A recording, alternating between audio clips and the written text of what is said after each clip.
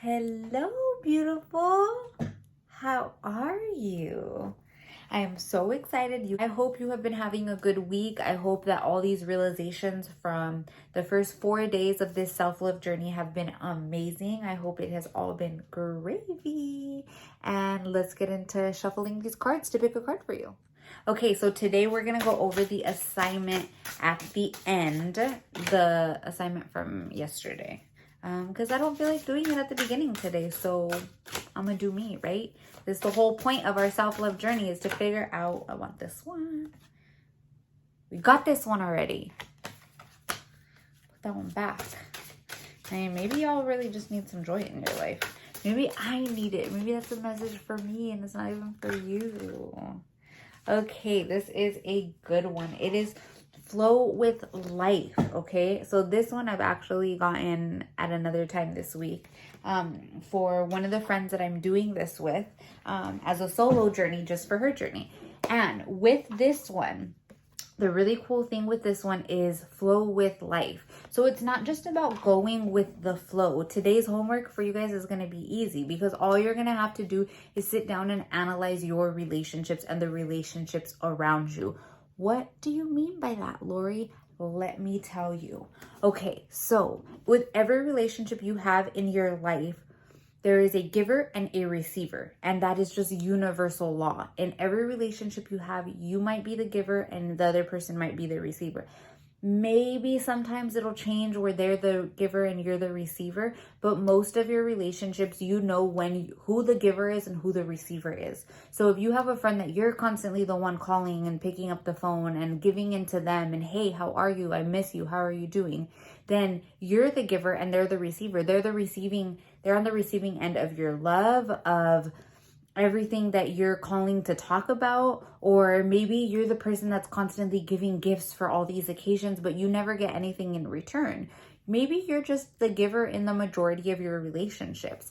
But if you can understand that that is just who you are and these people are just there to receive, maybe they are the giver in another relationship. Meaning, let's say you're the one that's giving to them and they're giving their all to a different relationship that they're never receiving from. Well, then you come in and you make them feel good because they're like, oh, this friend is always giving to me. I know I'm constantly giving to this other person, but they're always giving to me. It's nice to be on the receiving end of something. So just because you are the giver in a relationship doesn't mean that that person is constantly the receiver, although there is some people that only take. But once you are able to look within yourself and understand this is what I'm meant to do here, right? Is to give love. Obviously, filling your cup first and then giving to others. That's something that we need to learn with boundaries, especially with self-love, right? It is very important to know what that means for you and what self-love looks like for you in that sense.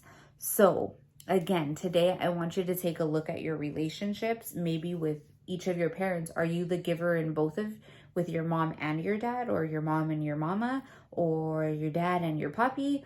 However you say it, whatever your situation is. What about with your partners? Maybe the first relationship you were in, you were constantly the receiver, and the second relationship you were the giver. Maybe in this relationship there is a good mix between everything, but how can you look at those relationships and accept who you are and they are in that role, so you're not getting upset when someone isn't giving back to you? It's okay to have a give and receive type of relationship, and sometimes that's all we're gonna get. Yes, there is those great relationships where it's both reciprocated 50-50 or 40-60, whatever it is, where it's a little bit more equal, but not everyone is like that, and that is okay. So that is what this card means by flow with life. Allow that to happen. Allow the ebbs and flows of life to come in, to shower you with all these gifts, but then leave and you're the one giving to somebody else, right? So that is your homework for today. Just look at your relationships and accept where you're a giver and where you're a receiver.